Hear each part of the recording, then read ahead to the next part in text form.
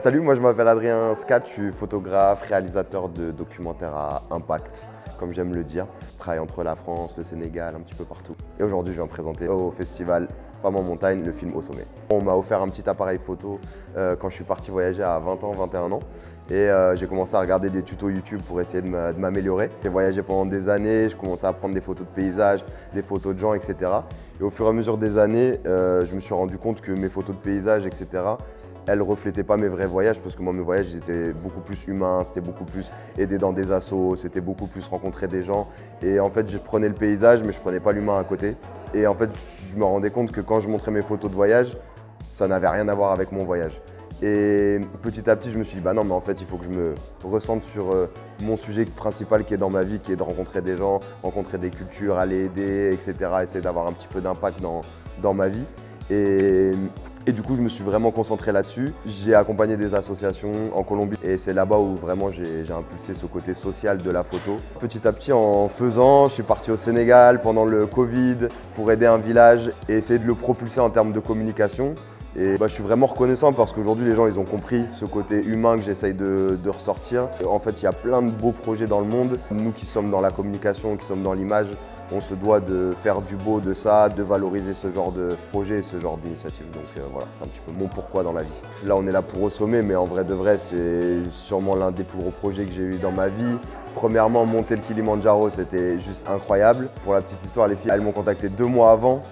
J'avais pas du tout prévu de monter le Kilimandjaro et là je partais sur un tournage de 3 mois, 4 mois et surtout après sur un montage énorme. Et donc l'aventure humaine de vivre avec des filles pendant une semaine, 7 filles que je connaissais pas et qui j'ai pas grandi forcément, elles ont toutes grandi ensemble. Et donc l'expérience humaine, en fait moi c'est vraiment ce que j'aime, c'est que je dis toujours, pour moi la caméra c'est un passeport pour moi pour vivre des choses incroyables. De pouvoir monter le Kilimandjaro, de vivre ça à travers les filles.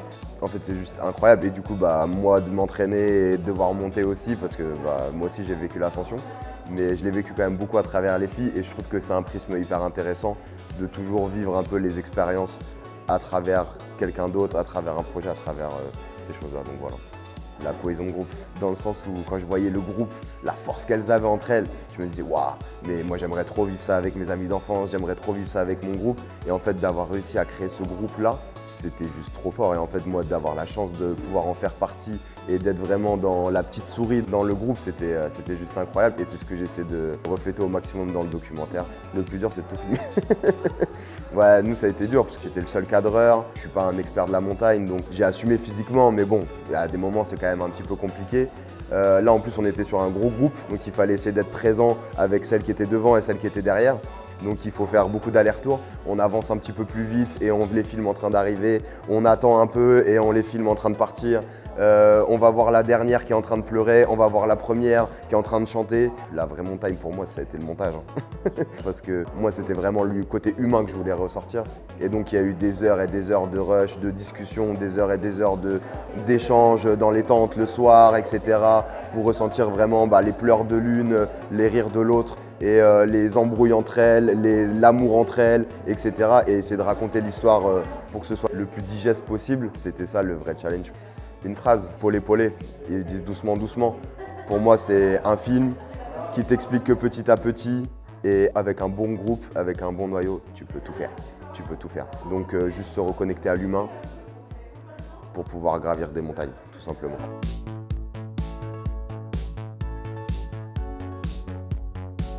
Moi, je m'appelle Fatou, j'ai 29 ans et je suis la présidente de l'association Binkadisso. Donc Binkadisso, c'est la maison de l'harmonie. J'aime bien à chaque fois donner la traduction. Et c'est une association qu'on a montée en 2007 à l'âge de 12 ans et qu'on a passé en association d'adultes quand on est devenu majeur. On fait pas mal de projets de solidarité locale et internationale. Sarah, membre de l'association depuis une dizaine d'années. Alexia, bonjour, 29 ans aussi, membre de l'association depuis 2013, donc 11 ans maintenant. Alors de base, donc comme je disais, on est engagé depuis très longtemps, donc depuis 2007. Et on a toujours été impliqués dans des actions de solidarité ou tout type d'action citoyenne. Et l'idée du Kilimandjaro, elle est arrivée en 2019. On était sur la route d'un projet qu'on appelle Yon Trip.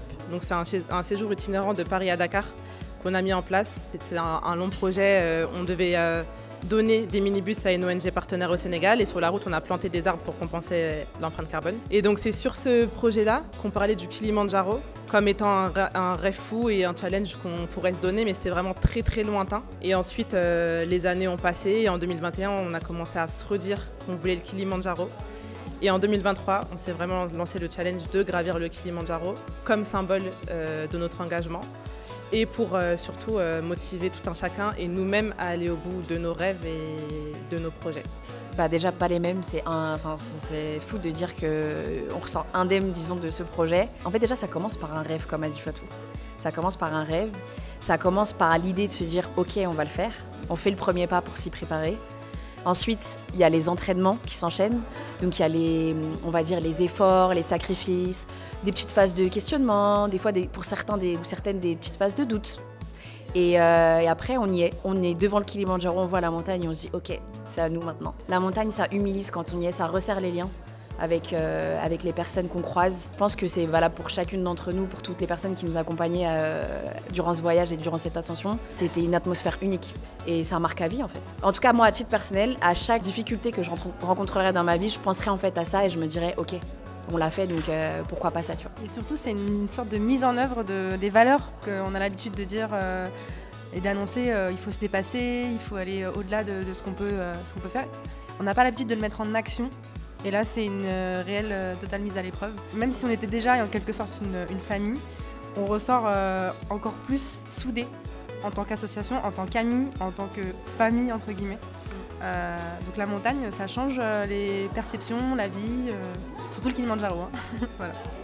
Et pour terminer, je voulais ajouter que de base, en fait, avec ce projet, on se voulait d'être inspirant et on voulait vraiment mettre en image toutes les valeurs qu'on applique au quotidien, c'est-à-dire la solidarité, la persévérance, la résilience, le dépassement de soi.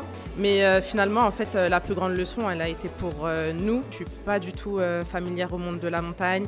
Je vis à Paris, dans le stress, dans le rush du travail. Et en fait, cette expérience au Kilimandjaro, c'était vraiment l'occasion de se reconnecter avec soi-même et surtout de lâcher prise et de se prendre une pause. En fait, la montagne elle est tellement grande que finalement on se sent petit et on a le temps, en tout cas nous, pendant cette expérience, on a eu 7 jours pour penser et vraiment réfléchir sur nos vies, ce qu'on ne fait pas habituellement. La montagne, pareil, avant de le faire, c'était tellement un monde que je ne connaissais pas et que j'avais l'impression de ne pas avoir accès, que c'était pas pour moi, c'était vraiment à d'autres gens qui s'y intéressaient. Qu'en fait, on peut se dire que tout est accessible juste avec un peu de curiosité, mais n'importe quelle passion, en fait, et qui n'est pas réservé à des gens qui ont des facilités ou un accès. Et j'espère que si vous voyez cette vidéo, c'est votre signe pour faire le Kilimandjaro. Vraiment, vraiment, c'est particulier, c'est tellement fort.